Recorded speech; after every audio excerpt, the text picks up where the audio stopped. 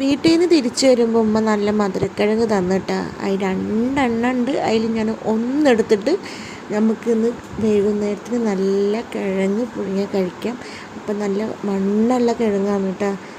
നമ്മളെ നാട്ടിൽ മധുരക്കിഴങ്ങ്, നിങ്ങളവിടെ എന്താണെന്ന് പറഞ്ഞതെന്ന് പറയാം, കമൻറ്റ് ചെയ്യണം കേട്ടോ. അപ്പോൾ അത് ഞാൻ നന്നായി കഴുകിയെടുത്തതിന് തൊലി നമ്മൾ കളയൂല കേട്ടോ. അതേപോലെ വെട്ടിയിട്ട് കുക്കറിൽ ഉപ്പിട്ടിട്ട് അങ്ങനെ കുറച്ച് വെള്ളമൊക്കെ ഒഴിച്ചിട്ട് വേവിക്കാൻ വയ്ക്കുക ചെയ്യുക. നമ്മൾ കപ്പ തൊലി കളയണ പോലെ അത് കളയൂല കേട്ടോ. നന്നായി കഴുകി വൃത്തിയാക്കിയിട്ട് കുക്കറിൽ ഇടുള്ളൂ.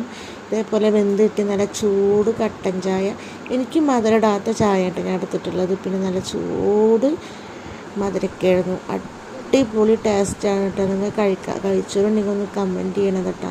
അടിപൊളിയാണ്. കഴിക്കാത്തവരുണ്ടെങ്കിൽ തീർച്ചയായും കഴിച്ചു നോക്കണം. നല്ല മധുരം ഉപ്പും കൂടി ആയിട്ട് നല്ല അടിപൊളി ടേസ്റ്റാണ്.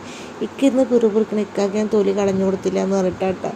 നല്ല അടിപൊളി. പിന്നെ ഞാൻ അറിയാത്തവർക്കാണ് കേട്ടോ ഞാൻ പറഞ്ഞത് തൊലി കളയാൻ പാടില്ല എന്നുള്ളത്. അപ്പം നല്ല ചൂട് കട്ടൻ ചായയും മധുരക്കിഴങ്ങും കഴിക്കട്ടെ. അപ്പോൾ അത്രയേ ഉള്ളൂ. നിങ്ങൾക്ക് ഇന്ന് ഈവനിങ് എന്താണെന്നുള്ളത് കമൻറ്റ് ചെയ്യണത്.